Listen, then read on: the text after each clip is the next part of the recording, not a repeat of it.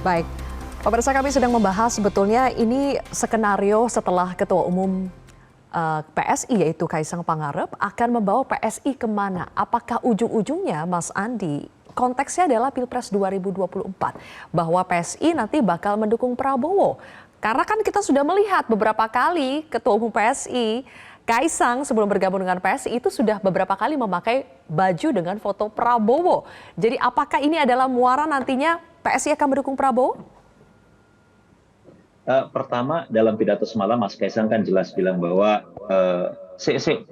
nanti dulu kita dengarkan dulu suara di bawah. Jadi kita sampai sejauh ini PSI belum mengambil satu sikap akan mendukung siapa. Sebaliknya, PSI sekarang betul-betul fokus ingin berpikir atau memfokuskan energi bagaimana agar PSI bisa lolos ke Senayan di 2024. Itu agenda penting. Karena ini kita sekali lagi kita sadar bahwa selama ini energi pikiran kita terlalu banyak terforsir, terfokus pada pemilihan presiden. Kita lupa bahwa proses atau pemilihan legislatif itu adalah sesuatu yang penting. Dalam sistem politik kita, hampir semua keputusan strategis tidak bisa diambil presiden tanpa persetujuan parlemen. Jadi siapapun yang terpilih menjadi presiden, parlemen ini punya peranan yang penting, entah menjadi partner kerja maupun sebagai alat kontrol terhadap kekuasaan. Nah, PSI ingin memberikan warna kepada politik Indonesia dengan hadir di Senayan. Karena kita sadar bahwa fungsi itu yang selama ini absen, yang selama ini hilang.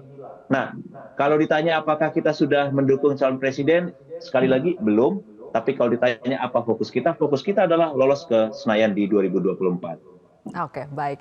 Bang Rey, kalau tadi betul adalah ada skenario tangan Jokowi yang mempengaruhi Kaisang untuk menjadi ketum PSI, yang Anda baca sebetulnya misi besar di balik restu Jokowi sehingga anaknya jadi ketum PSI ini apa misi besarnya? Apakah ini adalah investasi politik jangka panjang? Kalau merujuk kepada kultur politik Indonesia ya, pertanyaan itu adalah sekaligus jawabannya sebenarnya bahwa para politisi di Indonesia itu punya kecenderungan untuk melanggengkan kekuasaannya melalui kerabatnya. Gitu. Kan itulah yang memunculkan politik dinasti ya, yang marak di mana-mana. Dan saya kira nggak terkecuali kepada Pak Jokowi, sebab sebelum Kaisang kan sudah ada Gibran, sudah ada juga mantunya Bobi di Medan ya, yang sekarang digadang-gadang menjadi calon gubernur di dua daerah itu. Bahkan Gibran digadang-gadang sebagai calon wakil presiden bagi salah satu calon presiden untuk 2024 yang akan datang. Jadi kalau dilihat ini semua, saya kira kesadaran demokratiknya Pak Jokowi itu kurang lebih sama lah dengan elit politik yang lain. Kalau bisa dilanggengkan kekuasaannya, kenapa harus dilepas? Kira-kira gitulah. Kalau bisa dinastikan, ya kenapa harus sendiri-sendiri? Gitulah kira-kira itu. Layaknya dengan perilaku yang politisi lain lah, kurang lebih sama. Dan itulah yang kita lihat gejala-gejalanya sekarang. Padahal saya dari dahulu misalnya mengkritik ya, mengapa Pak Jokowi membiarkan Gibran dijadikan sebagai wali kota Solo dan Bobi sebagai wali kota Medan.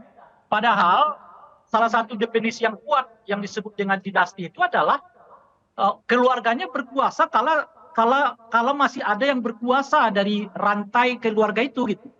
Pak Jokowi membiarkan Gibran berkuasa di Solo dan Bobi di Medan kalau beliau menjadi presiden gitu. Beda ceritanya misalnya beliau sudah nggak jadi presiden, lalu anak-anaknya berkiprah di dunia politik. Itu definisi yang disebut dengan dinasti itu ya berkurang gitu. Misalnya seperti ya Pak Soekarno dengan Ibu Mega ya jelas bukan dinasti gitu. Karena Pak Ibu Mega berkiprah secara politik ya jauh setelah almarhum Pak Karno meninggal dunia. Jadi nggak ada hubungannya sama sekali. Nggak bisa disebut ada campur tangan dan seterusnya itu, apalagi mempergunakan wibawa kekuasaan yang ada pada dirinya demi ya mengangkat ya popularitas, elektabilitas dari keluarganya tersebut gitu. Jadi ya dalam hal ini saya kira standar demokrasinya ya kurang lebih sama lah. Kalau bisa dilanggengkan ya kenapa disendirikan gitulah kira-kira. Oke, terakhir nih Mas Andi, jika memang betul ini adalah upaya untuk melanggengkan dinasti politik dari Presiden Jokowi, apakah PSI yang selama ini dikenal dengan partai tegak lurus dengan Presiden Jokowi juga bersedia tidak masalah jika partainya harus dijadikan sebagai wadah dinasti politik Presiden Jokowi? Pertama, saya tidak setuju dengan definisi dinasti tadi ya. Partainya aja beda-beda. Pak Jokowi itu PDI Perjuangan, Gibran PDI Perjuangan, Kaisang di PSI. Pak Jokowi tidak dalam posisi untuk mengontrol satu kekuatan politik. Biasanya klan atau dinasti itu berada di satu kelompok atau satu organisasi atau satu partai politik. Nah ini kan berbeda-beda. Dan Pak Jokowi tidak berada di dalam posisi mengontrol kekuatan politik di mana dia berasal saat ini. Jadi kalau dibilang dinasti saya kira agak kurang tepat ya. Meskipun sekali lagi catatannya dinasti itu bisa bermasalah kalau dia terjadi di dalam satu sistem tertutup, di mana tidak ada proses pemilihan, tidak ada election, yang ada adalah selection, penunjukan. Tapi kalau di dalam sistem demokrasi seperti kita, di mana pemilihan kepala daerah berlangsung secara demokratis, terbuka, dan dipilih langsung oleh rakyat, maka kita tidak bisa menyebut itu sebuah hasil atau dampak buruk dari proses dinasti. Karena pada gilirannya, itu adalah sebuah pilihan rakyat, bukan pilihan elit, bukan karena seleksi dari para elit. Jadi dalam konteks ini saya tidak setuju kalau misalnya dinasti, pertama definisi dinasti sendiri kurang tepat, yang kedua dinasti bermasalah dalam satu sistem politik yang tertutup, atau satu organisasi atau satu partai yang tertutup. Kalau misalnya dalam kasus Gibran, dalam kasus Bobi dan lain sebagainya, itu kan sesuatu yang prosesnya terbuka, dipilih langsung oleh masyarakat, itu bukan dinasti politik. Dan Pak Jokowi tidak mengontrol satu kekuatan politik.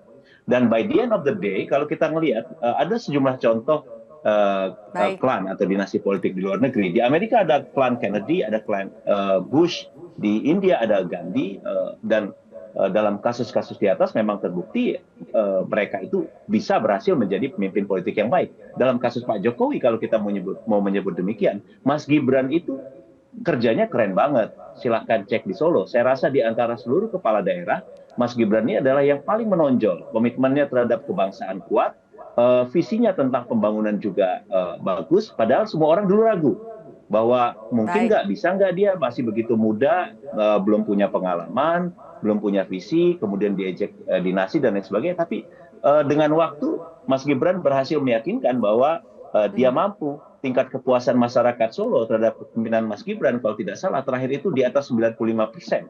Ini memperlihatkan ini sesuatu yang tidak bisa dibohongi bahwa masyarakat itu puas dengan kepemimpinan seorang Gibran di Solo. Nah sekarang ada Kaisang di PSI, mari kita beri kesempatan kepada anak muda. Karena ini di 2024 hampir 60% pemilih adalah anak muda. Kalau misalnya dijejerkan seluruh ketua umum partai politik, itu akan terlihat secara jelas, secara visual buat anak muda mana yang akan relate dengan mereka. Mereka akan merasa dekat. Oh itu generasi saya. Itu orang yang memang relate dengan saya.